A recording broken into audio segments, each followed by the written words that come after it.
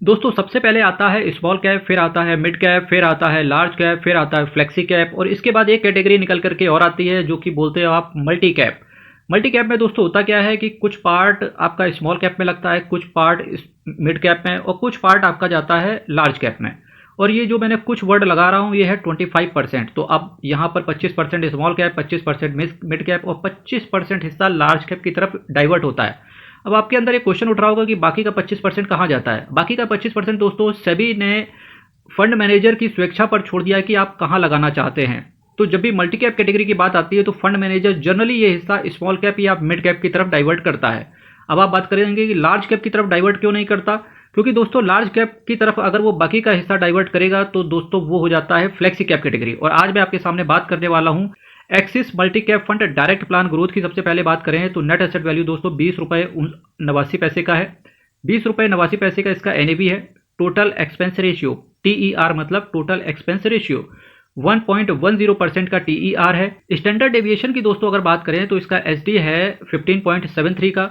Return की बात कर रहे हैं तो दोस्तों इस म्यूचुअल फंड ने 17.13% के कैगर के हिसाब से लॉन्ग टर्म में रिटर्न बना के दिया है। वहीं पिछले एक साल में दोस्तों 13.41% का रिटर्न डिलीवर करके दिया है। बीटा दोस्तों इसका एक से कम है जो कि डिसेंट दिखता है, 0.92 का है। ये म्यूचुअल फंड शेयर मार्केट में अपने 4 साल 8 महीने दे चुका है।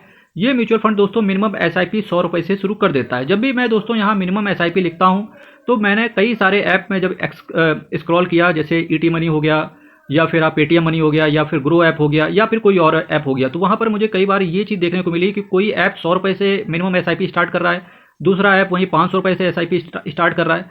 तो वो आप देख लीजिएगा अपने हिसाब से कि आपका जो ब्रोकर है वो किस तरीके से एसआईपी स्टार्ट कर रहा है। जबकि ऐसा मुझे लगता है होना नहीं चाहिए था, क्योंकि जनरली ये पैसा तो अल्टीमेटली असेट मैनेजमेंट कंपनी के पास ही जा रहा है। पर क्या पता कि कौन सा ऐप किस तरीके से एसआईपी का या लमसम का रूल फॉलो करके चल रहा है।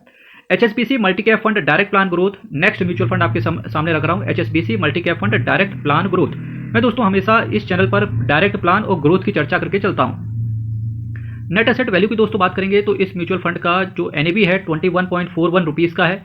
टोटल एक्सपेंस रेशियो देखेंगे तो as compare to Axis multi cap इसका बहुत कम है, केवल 0.79% का। एसडी यानी कि स्टैंडर्ड डेविएशन 17.40 का है।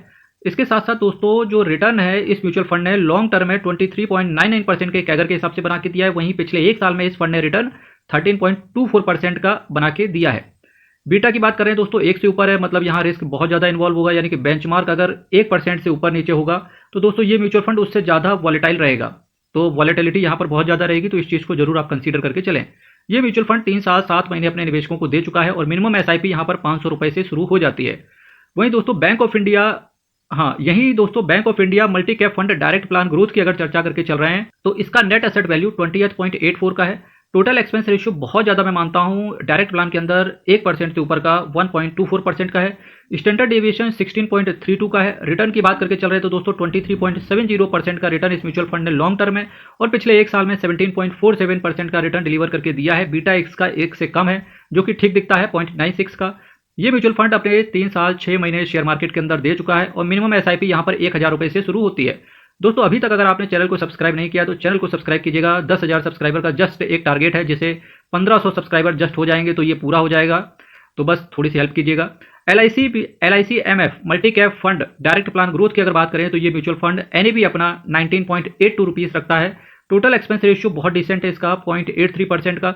स्टैंडर्ड डेविएशन की दोस्तों बात करेंगे तो 17.67 का है। वहीं रिटर्न इस म्यूचुअल फंड ने लॉन्ग टर्म में 19.79% का और पिछले एक साल में 13.99% का रिटर्न डिलीवर करके दिया है।